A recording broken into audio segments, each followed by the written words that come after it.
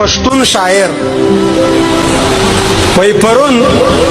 لیلا د سپچلول کې ګیله کولا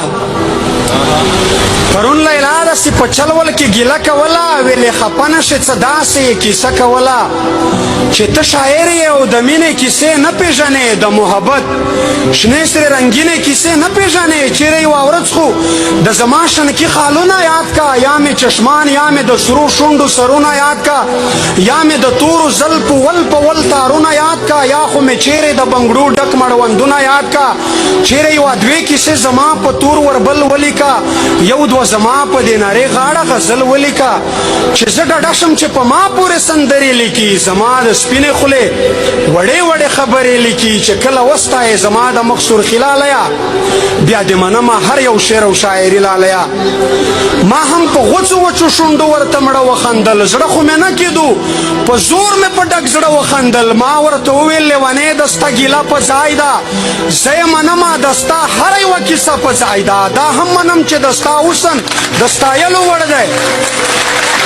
دا هم منم چې دستا حسن د ستایلو وړ دی هر یو انداز دی په غزل د یادولو وړ دی خو زه څه وکړم پښتون یم خیاره درومي قسم په خدای که مې په خوله د عشق ټپه را درومي څنګه یې ولیکم ضمیر اجازت نه راکوي ما ته د وران وطن تصویر اجازت نه راکوي چې شنه خالونه لیکم شنه لوګي بارود را یاد شي هغه د کلي په جومات د بمبار دود را یاد شي چې سره لبان لیکم نو سرې وینې مې زړه ته راشي د زلمي ورور تودې تودې وینې مې زړه ته راشي هغه د پلار په مخ پرتې وینې مې زړه ته راشي هغه د مور په سر چې تلې وینې مې زړه ته راشي نه نو زه به څنګه ستا په مخ سرخ یادوم په مخ پرتې خاورې د خوار یتیم بچي یادوم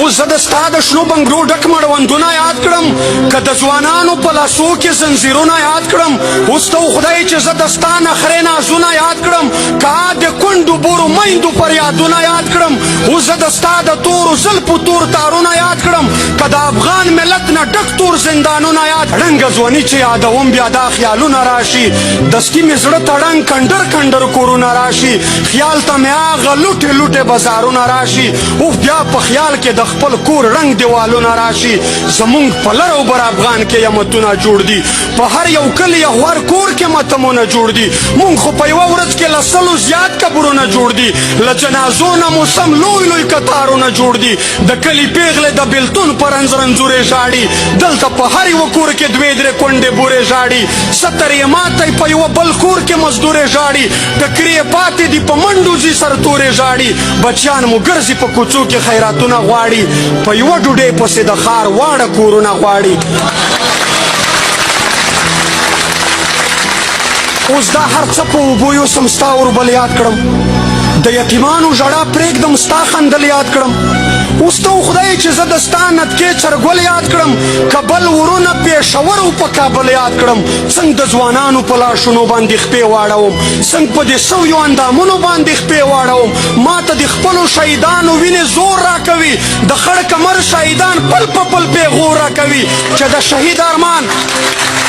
شهید ارمان د قبر تصویرونه وینم چې د مورکۍ په دعاو چت لاسونه وینم نو په دې خپلې بېوسۍ په چغو چغو ژاړم د پښتون قام په بربادۍ په چغو چغو ژاړم لا خو مې ارتې تڼۍ واړه دشمنان ګرځي زه ورته ګورم د نقیب تور قاتلان ګرځي ما د طاهر د وړه د سوي بدن پور وانخیست ما له تر نن بدل د ګران هارون بېلور وانخیست ما له د خپل قام ننګیالي ځوانان ګټلي نه دي ما د عارف غوندې تنکي ځوانان ګټلي نه دي لیلا ما وبخښه خالونه وربل څنګه یاد کړم لیلا ما وبخښه خالونه وربل څنګه یاد کړم ستا نری غاړه سرې ورشنډې چرګل څنګه یاد کړم تر څو چې وانخلم د دغو شهیدانو بدل د کونډو بورو ځورېدلو یتیمانو بدل تر څو چې ونه کړم تپوس د نړېدلي وطن د باروتو په وروري ته وسوځېدلي وطن زه مې چې بېرته خپل غیرت و ایمان ونه ګټم تر څو چې هغه حلال شوي مشران ونه ګټم زمانه مه کوه لیلا د شنو خالونو تمه د ستا په حسن د غزلو او شعرونو تمه بیا لیلا سوړه سویلی وکړ بیا یې دا وویل په عاجزي یې غرې ونیولې په ژړا وویل چې اوف ما ماف که ګیلې بس که ګیله منه یاره د لر او بر افغان ولس په دردمنه یاره